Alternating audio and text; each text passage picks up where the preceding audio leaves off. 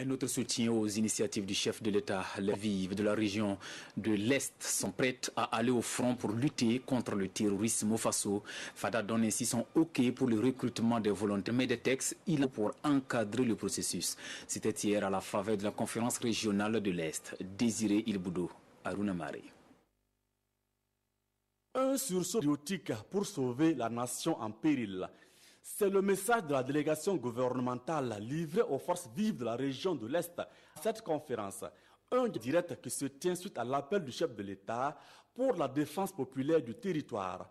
Pour les orateurs, la ligne rouge a été franchie par les forces du mal et chaque hameau se doit d'être désormais un bastion imprenable. Nous avons demandé de mettre en place des structures adéquates. Ça dépend de l'action, ça peut être comité villageois de défense. Je pense qu'avec ces structures-là, ça peut quand même être vraiment des acteurs clés, non seulement donner des renseignements, aussi combattre les petits délinquants qui sont dans le village, qui donnent des renseignements, qui font des pièges pour que les FDS auront problème pour intervenir. Ça a impliqué beaucoup Korluego et chaque village, chaque hameau de culture, ils sont partout, ils se connaissent. Donc, je crois que le travail était facile pour eux. Un étranger ne peut pas venir là-bas et puis dormir, puis se lever le matin, partir, qu'il ne sache pas un étranger rentrer dans un village ou un hameau de culture. Pour le gouvernement, l'heure n'est plus au querelle de bonnet et l'Union sacrée commande d'éviter de donner un visage ethnique aux communautaires, aux attaques terroristes.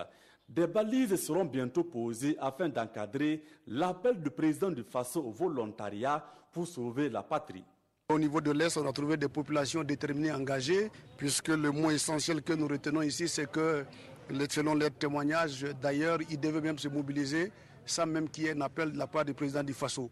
Donc cet appel du président du Faso vient donc tomber dans des oreilles averties et des populations qui sont aguerries déjà parce qu'ils ont déjà une expérience d'organisation.